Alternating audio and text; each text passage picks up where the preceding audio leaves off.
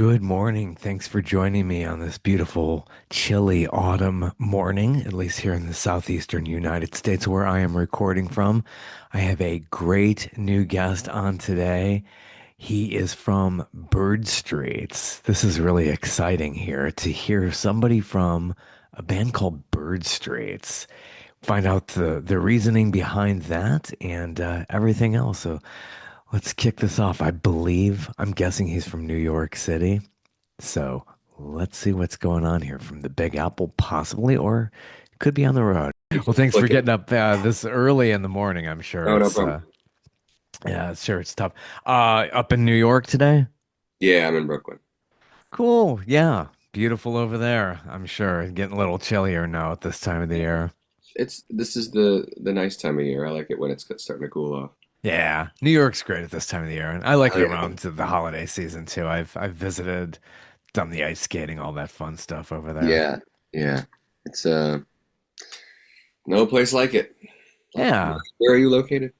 I'm in Atlanta. Okay. I haven't been in Nice hub. The whole world passes through here. I I haven't been always, in so long. I've been meaning to get back down there. It's been a while. yeah, a lot of good venues here too. If you Yeah. want to, the more intimate ones are there, and then we have obviously the huge arenas, stadiums, all hmm of hmm that. So very, very cool. So yeah, are you going out on the road in support of your new project? Working on some stuff. Yeah, working on some stuff for we've got a couple things, through the end of the year, some like solo stuff, and then we're going to work on some stuff for the whole band, hopefully for the new year. Yeah, so the new album is out and getting good reception, I'm sure. It's just a great collection that came together. How long did this all come together from conception all the way through recording and mixing and getting it out? This record started. We started this album in May of 2021. It was like the first travel of any kind, like air travel, that I did after COVID. Yeah. Lockdowns started to ease up. It was like I called Jason. It's like, hey, you want to do another thing? And do you want to be in each other's, bubble? That was the thing we were all doing. Uh, You had your bubble. You had your like five or six people you could hang out with, um, and be relatively safe. With the whole thing. So yeah, we hunkered down for a couple weeks, and we got like five songs, I think, done that first chunk. And was the idea we'll come back to it. The first record was kind of the same way. It was like we did a few here and a few there, but that album we did within the course of a year. This album stretched out over four. wow. Wow. Yeah, well, because it was, we didn't have a full like plan in our heads. We just were like, let's just do some songs when we can. And and as we were kind of going, it was just taking longer in between, and we get together and we do one or two maybe here or there. But sometimes due to life stuff, and also his schedule got crazy because he joined the St. Vincent band about a year into that. So like suddenly he was in Beck and St. Vincent, both Oh bands yeah. that are touring constantly. Oh yeah. Yeah. I mean, yeah, um, every time you turn around, there's a new Beck relays. Yeah, St. Vincent's yeah, busy too. he, Wow. he was he was working so much. So like, Yeah. yeah, I mean, it just made it a little harder. And I'm in New York and he's in LA, so just the logistical part of it got in the way. So we just kind of did it when we could. Um, and in the meantime, I had another record I was finishing up that came out a couple of years ago. So like that, there wasn't as much of a rush once that was in the place. And but eventually we got around to wrapping it up. We technically thought we finished it, I think, in at the beginning of 24, and it took almost a year to get back to properly mix it, and we did some more work on it then. But Yeah, and that's Jason's studio out in LA. yeah, So he's got a nice. place in Echo Park, which is fantastic, and it's basically all the gear he's been that he's made his last like several records with, and everything he works on goes through that stuff. So it's got his signature sounds and things like that, which is what's what you look for in a Jason Falkner project. Yeah, and then you do additional work and you have your own home studio as well. Yeah, I do some stuff at home. I can't like really do. I'm in Brooklyn. I'm in an apartment. I can't really do drums and things like that here. Not that I haven't done them, but I can't really. Yeah, I don't neighbors are really like, have the what? apparatus, but I can do a lot of overdubs. I do a lot of mixing and then editing and things like that here. Yeah, and getting the band together. Now, Bird Streets, I'm sure people are asking, does that name come from? Is it like Big Bird from Sesame Street or something like that? Well, that's the funny thing when I search for it on, when I'm trying to put music on like Instagram or something like that. I search for Bird Streets and Big Bird is always top of the list. Yeah, And yeah. I got to do something about that. I got to make a phone call to the Children's Television Workshop and see if we can make a deal. Um, no, Bird Streets is a neighborhood in the Hollywood Hills in Los Angeles. It's a very posh, very well-to-do neighborhood where people like, Leonardo DiCaprio and Jay and Beyonce, they have places there, just 20, $25 million palatial mansions.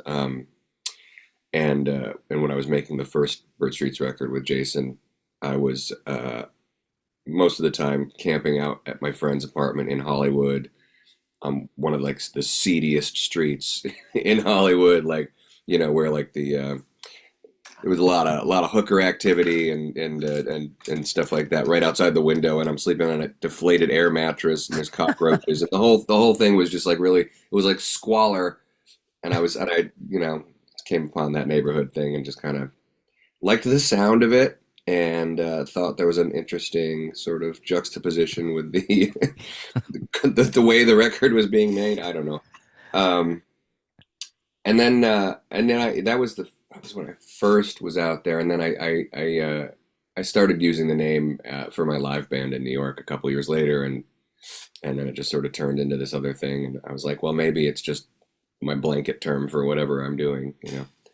Yeah, got a good ring to it as well. So doing It look this it in looks good on a addition. t-shirt. I always say it looks Yeah. good on. I'd rather wear a Bird Streets t-shirt than a John Brodeur t-shirt, personally. Anyway, Yeah, very catchy. I'm sure. I'm sure the merch is probably pretty sweet too with, using that description. I'm sure yeah, there's, some good stuff there. that's some cool stuff. Yeah. That's where you make the money is the merch and then of course the live shows. It's not So so I'm much told. in yeah, that's it's been like drummed in my head. I'm talking to all these musicians over all these years. I'm 5 years in with this Yeah, program, and it's like every single time it's like, yeah, I need to get out there. It's just recording, yeah, great to do, but yeah. yeah, that's where it's It, at the live gigs. it is, and the merch and all those things. At the level I'm at, it's I don't know. Yeah, recorded music is rough these days. We'll just say that there's not a lot of options, with the streaming and everything. So, but it's a necessary thing to do. And as a songwriter, uh, a creator of new music, I want to always be making new music and always be releasing new music. So you just want to keep making stuff, which helps having a home studio and helps having friends in LA who have studios in their homes and things like that. It's just like you find ways to keep making stuff because Yeah, that's the yeah, that's the fundamental part of it. We're artists, make art. I didn't get into this to make merch. yeah. I guess to play live shows, yes, yes, absolutely. But and merch is fun, but then there's an artistic element to it. But it's all about the music for me. Yeah, it's always the battle between art and commerce. It's like, yeah, you got to put food on the table, but like art is just, Yeah. this very complex thing. Where does that inspiration come to you to write songs? And I always ask, what comes first, Hmm. lyrics, melody? I don't have a firm answer to the lyrics versus melody thing. It really depends on the song. A lot of ideas I get just kind of walking around. I take long, long walks around Brooklyn, um, or whatever, wherever I am at the time. Um, and sometimes something will come and pop into your head. A lot of times the seed for a song for me is, excuse me, a phrase will come into my head, and I'll just kind of repeat it like you do when you start to obsess over something, and it'll connect itself to a melody. It'll just sort of Yeah. find a tonality, and then I'm like, okay, that's going to be a song, and then you just start Yeah. developing it in a guitar or piano or something, and start figuring out how that's going to work, and that's usually how things progress. But there's no, sometimes I'll write a whole chord progression and have melodies and come back to it on the lyrics. But I tend to more often than not have lyrics, when I'm starting, because that's the singer-songwriter way, Yeah, you yeah. know. When something Yeah, I comes to don't your have. head, do you run to the phone or go old fashioned and hit the notebook Yeah, and yeah. just to get it I go down? into notes. Yeah, I go into notes or go into voice memos and sing a thing into that or something like that. Yeah, I've got a million voice memos in my phone of just like half songs and things like that, and little ideas. But those are great. Also, there's plenty that are unfinished. I don't finish every idea. I don't know anybody who does, but there's those are also great when I'm working with a producer or something, and I don't know what's worth pursuing. I've got all these little ideas, and I'm like, hey, well, I have this little thing, and sometimes they'll be like, finish that, or I have this idea for it, and you end up doing a co-write or something like that. Those can be great for those situations.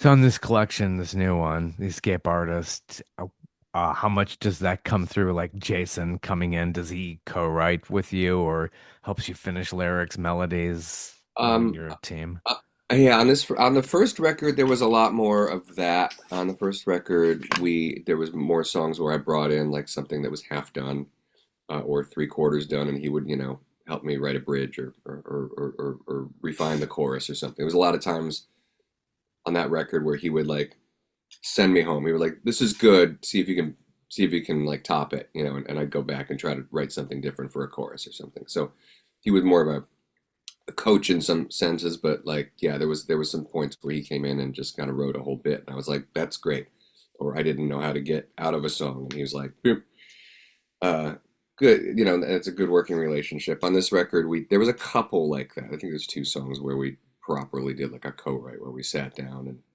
and worked out things. But mostly on this record, because more of the way that it was composed and done sort of almost more remotely, because a lot of it was done. Yeah, because we were just kind of catching days whenever we could. You know what I mean? We didn't have a lot of as much time as to just kind of sit there and mess with things like we did on the first record. So I was more often than not coming in with like complete ideas, and then he was producing them in the studio. Um, but there's a couple songs where like we sat down and hashed out some things and figured out where a song was supposed to go, and felt like old times. Yeah, you got some very interesting tracks here. And the one that really stands out to me, it's not even what would be considered a single or anything like that. One where it's all lowercase, all one word, everyone we love will go away. It's Oh how yeah. what's the inspiration on that and why the title all in lowercase all together is that kind of Bowie-esque. I remember how Bowie did that changes one, changes whatever, but like Oh yeah, yeah, yeah. Wow, that's funny because Bowie was a bit of a reference. We made a music video for that song, and that's like the last single we put out from before the record dropped, which it's doing really well actually. So technically it is a single. oh okay. The making it all one word was just an aesthetic choice. Um, but then somebody pointed out that it's also like very similar to a Wilco song. There's a Wilco song called "Nothing's Ever Gonna Stand in My Way" again Yeah. off Summer Teeth, which is such a great record. And I think so. I think maybe subconsciously I was doing that, but it also just looked cool. It's a very indie rock thing to do. Yeah, it is. It is. Um, Stylistic thing, yeah. But that song was one of the ones we did in that first session, that first couple weeks when we first started this project, and it was very much a byproduct of that year of like COVID lockdown and anxiety and like kind of cultural paranoia that was going on. Um, Everybody was a little suspicious of everybody else. We were all keeping our distance all that time, and everybody, that kind of I just kind of channeled that into the lyric about uh, not agoraphobia. What's the other word I wanted? I think that's the word. Is Yeah, it which we had a agoraphobia? lot during the pandemic for sure. That's something that I think a lot of us developed. Yeah, Like, I don't want to yeah, go yeah. anywhere. It's kind of that. Like but it's also got an element of that sort of like conspiracy theorist kind of Yeah, vibe. yeah. Yeah, and Yes. yeah, I never know when someone might be watching me. It's, taking a little bit from that Yeah. rock while I did. But even worse, I mean, gosh, nowadays, even worse after the pandemic, it's like everybody's watching. It's like I'm not They, that interesting. You don't need to watch me. It's they already were. That's the thing. That's the thing. I like. I'll cop to it. I have resisted to this day using Face ID on my phone, and my friends are yeah. like, their friends are like, they already know what you look like. I don't know what you think you're getting away with. You're all over the place. But Yeah. yeah. So it's like that song is just somebody kind of going down their own rabbit hole. But it's also, it's got that like everyone we love will go away is fundamentally like about death. It's about you know it's a that's kind of what it is. It's like at that same because at the same time like we were all losing people. We were all Yeah. we're watching people that we knew from other things, media and things like that. Just like, oh, that person's gone now from this thing that we can't explain. So it was just that sort of uncertainty of like, what's going to happen the next day. Yeah. Yeah, it really is It's so got a true. little grim there. Yeah, Got a especially you probably felt it much more in New York. I mean, like this is surreal. It's like, well, you stacking know, bodies. I mean, this is just yeah, insane. yeah. New York was a crazy place to be during Yeah. the lockdown. That especially that first 8 months. Like, yeah, there were like just sort of there were hospital ships. Can you Pulling up believe at the that? Isn't that river. Orwellian in a way too? It's Yeah, just so, we so haven't used this strange. thing since like the World War. Yeah, like so that was it was pretty wild out here, and you used to walking outside, and there you see your neighbor on the way down the stairs, and you walk out, and there's a dozen people standing outside your door, and like for months it was just like I walk out and I didn't see a person for blocks and blocks, and if you did, you crossed the street. It got really really weird here. And plus I had a friend. I was friends with Adam Schlesinger from Fountains of Wayne, and he was one of the first people of note that passed from it, like April 1st of 2020. So it's a little bit of that Hmm. too. Just like it was, there was a little personal element too, to that lyric. So yeah. Yeah, what a time. What a time. A lot of industry tracks here as well. Exit Plan just got some a little bit interesting lyric here too. It's just that I was really di doing a deep dive into, and it's just really incredibly deep. It's I'm sure how you were feeling at that moment, putting that track together. Yeah, that's another one from that first crop, and that's definitely like a product of that year. Yeah, yeah. um, that year I was also like finished. I was completing my divorce, so that song has kind of got this double meaning. Right, right. I know the feeling with, you see the therapist, hey, get on with it. It's like, easy to Yeah, say, harder to yeah, but do. then the next line in that song is very, very specifically about like, an actual. It's a song about killing yourself, but couched in this other thing with clever lyrics. He wouldn't necessarily. Yeah. Yeah, I tried to take this really dire topic and make it clever. I don't know. So yeah, kind of tying it in with the concept of leaving a relationship and trying to put something behind you like that was I don't know. I thought I was being clever, but it's a dark song. Yeah. Yeah. Dark song with like a really pop melody. That's always my favorite thing to do. Is just make the darkest stuff just the catchiest stuff. So you find yourself humming this song, and then you're like, oh, what are the lyrics? Oh. Yeah, that is your therapy though. Doing that, I'm sure Yeah, you're getting it out there, you're working it out through lyric and song, and there's no better thing than to yeah, do something like that to get that kind of therapy. It's like your own. You're not having to yeah. pay for it. Absolutely, absolutely. It's so important to as an artist. It's just like that's I think why a lot of us do art. It's just that's how we express the things that we can't express in other places. Yeah, and it's done in a very positive manner. At the end of the day, you're doing something really good and it's keeping you going and you got the next thing to look forward to. So that's really cool. And Yeah, you're at the getting end of into the day, videos. You the end guys of are the day, doing great work. Yeah. oh, thank you. Yeah, the videos have been really fun, especially for this record. We've made a couple really fun ones. They've all been a little different from the last, and that's the best thing I can say. Like we got to do four really very different things. Um, yeah, I don't know. Like my wife has been kind of collaborating on a bunch of it, and she directed a few of them, and Oh, that's a good the team. Yeah, mistake. definitely. Mistaker was a real blast to make. It was just like 2 days of me running around Brooklyn on like the hottest days of the year. It was like 95 degrees when we shot that video. Looks like And you I have was like like a John Wick outfit on. It just kind of a little reminds me of bit, that. Yeah. yeah, it's supposed to be kind of this like, I don't know, Hitman's not quite right, but maybe, Yeah. um, it's that vibe. Just kind of, we went for like kind of a 70s, thriller aesthetic. Um, And yeah, that's an elaborate. There's like 7 different sets in that video. We went to so many locations, and there's so much just like full sprinting in like expensive dress shoes. I'm just like killing myself, but it came out so good. And then we did a couple others that weren't quite as elaborate, but yeah, the one we did with Run for Our Lives one we did with this group called the Love Show. This they're like a dance burlesque theater troupe, um, and they had this bespoke theater that they kind of created in an old Mrs. Fields cookies shop in the Port Authority, and like in deep in the Port Authority, in the like the bus station, Oh, uh, wow. in Manhattan, the famous Port Authority, and you knock on the little door and you go in, and there's this whole other world, and that's the theater in that video, and which is that was a really colorful, fun experience, and then yeah, and then we did these other couple that were a little more simple, like the Everyone We Love Will Go Away is a little bit Bowie, coated with the blue suit and the white backdrop and stuff like that. And that was kind of a conscious thing.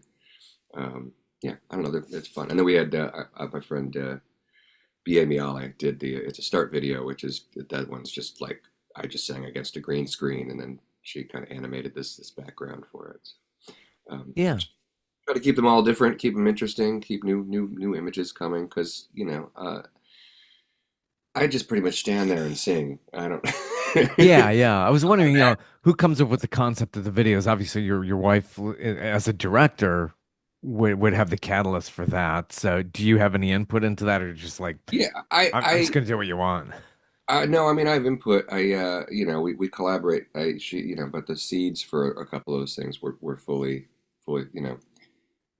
I think Mistaker that was all her idea. She basically wrote the whole thing, all the different. Yeah. I think I contributed a few character ideas maybe, but and I helped find a few of the people. The casting part of it, I can do the casting. Um, and Run for Our Lives, we it was a collab, but she fully directed that. That was I just basically played. That was the best day because I didn't have to do anything, just had to sing. Yeah, yeah. You got Anytime I just have to show up and like look at the camera, I'm like, great, good, that's yeah. the easiest performance videos. Yeah. So, getting those kind of dancers, how did you recruit them? I mean, I'm sure there's Well, that's zillions in that's New York. that's that troupe, the Love Show, they're called. It's this woman Angela Harriel. She also built that whole theater by hand. Uh, It's cool. and it's her group, and she did the choreography for the different things, and well, except for the break dancing, I think he did that himself. There's a little sequence in there, and like she helped put the costume, kind of design the costumes and things like that. I can't remember how many people total are in the group, but it's kind of this beautiful cast of characters. Yeah. It's all out there on the YouTube channel as well, where everybody could find Bird Streets on YouTube. It's really cool to see all that. Mistaker, yeah, that's really cool concept. As far as post production goes, is your wife still involved with that? How it all gets No, edited and I mean, we have ideas for editing. A mistake, or I personally did like the first edit on that. huh, Because it was that one had pretty linear, you know, like proper storyboard. So we knew what had to happen when. Um, so I kind of laid that out, and then we handed it off to a friend to kind of like polish it up and make it look a little better, but and tighten up the edits. But I like to mess with those things, but then I don't know. Like Run for Our Lives, I started to edit, and I got about 30 seconds in, and I was like, I don't think I'm the guy for this. So like and the last video that Everyone We Love Will Go Away was this guy David Dubinin, who I worked with on a few of the singles for the self-titled record. He did direction and Betting on the Sun, and I just have a lot of trust in his he just kind of knows how to do the top to bottom part of making a music video. So it's sort of one stop shopping with him. But I've also just like in a lot of ways, in the same way that with music, in the last 8 or 10 years with the Bird Streets records, I've been more hands off. Like, get another producer, get somebody else to mix it, let other people have their stamp on it. Like, I used to just do everything myself, do it all at home, and you get the same thing a lot when you do that. I mean, I still do that from time to time, but like, I just have found like the best part of, not the best part maybe, but like one of the fun parts of making records, making videos, making art in general is collaboration. It's just like it's so Yeah. great to like to make a thing. I write the song, but let me hear what your vibe on it is. Even if that's just like a session part, a guitar player or something like, or the mix, which is the whole color of the song. When somebody else hears it, it's like those things are so important. It's just it's so fun to me to hear how somebody else processes something, and and not be so tied into my own vision all the time. It's not always that. Sometimes it is, and sometimes I know from top to bottom what I want to hear, and I can do that here. But I Yeah. just really have enjoyed bringing other people into the process. It's nice to have the variety though when you go between your full studio collaborations, you bounce ideas off. I don't think one idea is better than the other, but it's nice to occasionally, hey, let's do this home solo album. I mean, Paul Yeah, McCartney comes to mind so big with that. He's only done it 3 times in his very long career, but yeah, it's really cool. I mean, I like the experimental stuff he does at home, and some yeah, people just don't dig that. I mean, I'm like, just open up your mind. I mean, it's really cool to see somebody who could just play any instrument and sing yeah, anything. Just yeah. go off and do that. No, I mean, yeah. If you can't get down with temporary secretary, then I don't want to Yeah. talk to you. Come on now. Look. That's McCartney at his most stoned. I love those records. Yeah, it must be nice to get to that point in your career where you could just do just about anything and get Yeah. away with that. A lot of Yeah. artists can't do that. Well, I mean, that's his first solo record was right out of that. I don't even think the Beatles had broken up when he made the Yeah. first solo record, and that was just sort of his big statement. Like his band isn't big enough for me or whatever. I'm too big Yeah. for. So yeah, like he's always been a you know he's special. Yeah, huge inspiration. I mean, to see somebody go that long and now you're Yeah, well into your 80s. I mean, if you asked him when he was like 25, he'd be like, "Oh, I'd be long gone by the time I hit my mid 80s." yeah. It's like, that's inspiration for sure. It's, it's a relatively clean living. He hasn't eaten animals in Yeah. 50 years. You know what I mean? Like there's something to that. I'm a vegan, so I'm like I look Paul's an inspiration in several ways, but that's one of Yeah. them. I visited that part of London where his offices were at the time. This was the mid 90s, MPL Mhm. Communications. And curiously, there were a lot of vegan restaurants around, a lot of vegetarian. It was very good stuff too. Probably the best food in London because, yeah, the British are not so known for a lot of great cuisine, but that stuff London, was really good. the British get a bad rap. Yeah, they do. I find actually on the whole when I've gone to London, um, I can't speak as much for the other cities, but I've spent more time in London than anywhere else. But like I find the food to be fantastic in Yeah. London. There are Yeah. so many options, so many great places. It's better than a lot of American cities. I mean, Well, yeah, that's true too. yeah, Yeah, London. they do It's get a a bad huge rap. city. It's an amazing huge city with so much culture. Of course, those things are gonna happen. You know what I mean? Yeah. Yeah. Yeah, that's so true. Well, yeah, I'm sure you got options like crazy in New York, Brooklyn especially, I'm sure. Yeah, New York is the place. I mean, there's no place quite like it. Brooklyn's fantastic. Manhattan, yeah, anywhere you go in the city, there's something, and there's something amazing to find within a block or two. That's Yeah. why we live here. Yeah.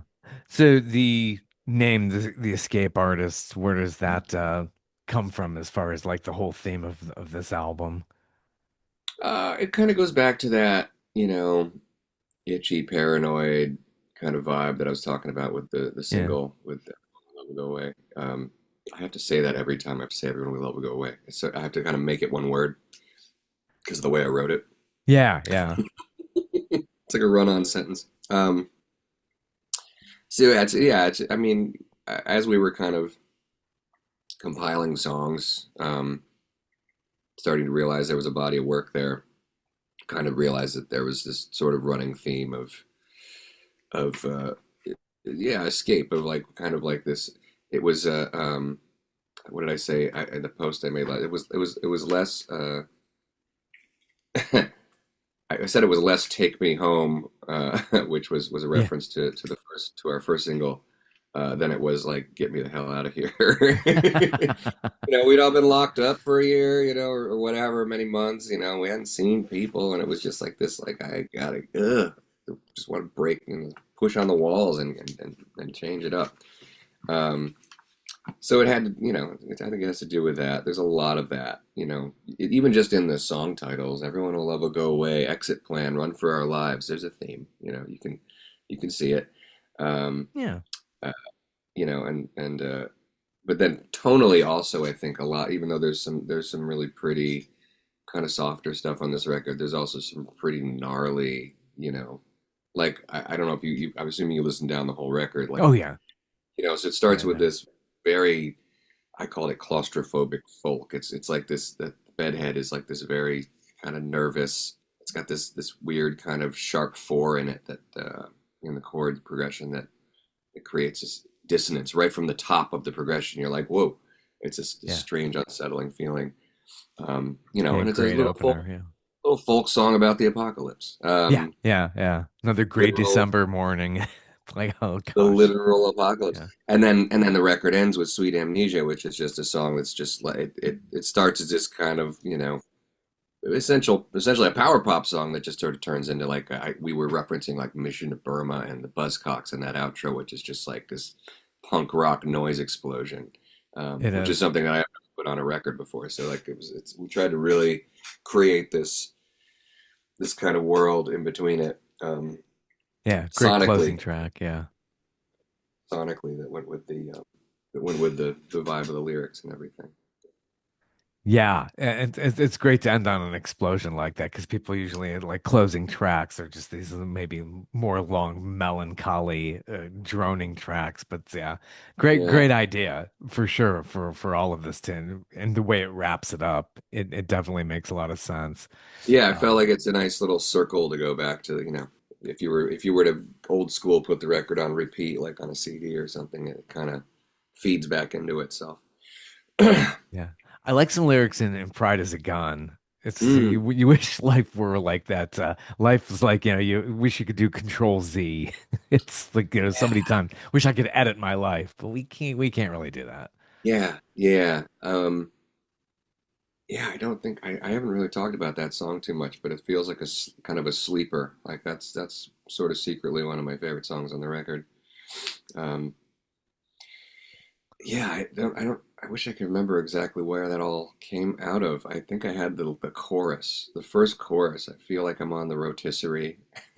Yeah, yeah. I wish in my Like life I could press Control Z, take it back to the start. Um, yeah, I just had that little thing. I was walking around with that for a couple weeks, and then it was one of those things where I had a session with Jason coming up like that week, and I was like, I have to finish a song. And one yeah, night, I just walk. I stay in Pasadena a lot when I'm in the LA area, and just go on these long walks at night, and there's nobody out there. It's East Pasadena is just like there's just nobody on the so streets nobody really walks in LA. It's just in that is general. true. But Yeah, yeah, but in that part of Pasadena too, which is very residential, it's just there's nobody, no humans. So just and it's very quiet and like it's really. I wrote a lot of songs, or at least finished a lot of songs that way, just kind of walking around for 45 minutes at night, or 2 hours, or whatever it was, and just sort of repeating parts in my head and singing things into my voice memos, and that's how that song kind of developed. It was like I found myself kind of working through. I found a verse, I was like, okay, wait, here we go, and then went back to the house and found a guitar, and it yeah, just sort of fell together really quickly. It was nice. yeah. A lot of good acoustic, and then breaks out into a full jam. I like those kind of crescendos. It's just really has that vibe where it builds upon it. Yeah, I can only Yeah. picture Pasadena. I had an uncle who had a bar there once. It's like Oh yeah. many years ago. I can't, this is in the 60s and 70s. I can't imagine what it was like then. It's just, yeah, very Yeah, I don't. interesting. I feel like that part of town probably hasn't changed too much. I don't know what part of town he was in, but like where Yeah. East Pasadena is just like it's like strip mall city over there. It's like anything else in that Uh, part of the country, really. yeah, that's like a plague, the strip malls. They just keep growing and growing. It's just never ends. For sure. You got a good cast of characters on this release too. And Zach Jones must be interesting. Somebody who had worked with Sting. Yeah, the Zach's been a buddy for a while. You know, I know him and Oscar, his kind of studio partner. They've been making music together for ages, but and you know, just kind of guys I know from the old Rockwood music hall scene in New York. You know, and Zach's played with a bajillion acts. I mean, you know, both of them played with a Great Big World, and Zach's toured with. Oh, geez, I'm going to blank. I don't want to say anything that's not true here, but a couple years ago, was called up by Sting and joined Sting's live band for a couple years. Sting has gone back to like a trio lately with some Right. with like Galuda, but like, um, what an incredible experience Yeah, to, that to, has to to play be. for Sting, right? Like that's Oh, no that's no small shoes to fill there. Yeah, so that's incredible. Both those guys are amazing to work with, and we did a couple songs at the top of right before COVID started. I think Wasted Years might have actually been from those sessions. We did like 7 or 8 songs over the course of a couple years. We did a session in early 2020 and another session early 21, and then I've just been kind of trickling the tracks out periodically. You know, those guys worked on a few things that are on Lagoon, Let You Down, for instance, um, and then there was a single called On the Promenade that came out at the beginning of this year. That was those guys. Like we did these 7 songs that just were like 7 completely different worlds. So it never felt like it was going to be an album. It was like, okay, these are just sort of singles. So every once in a while, I find that I have a place on an album that nothing else is filling, and I'm just like, what about this song? So that was where Wasted Years came in on this one.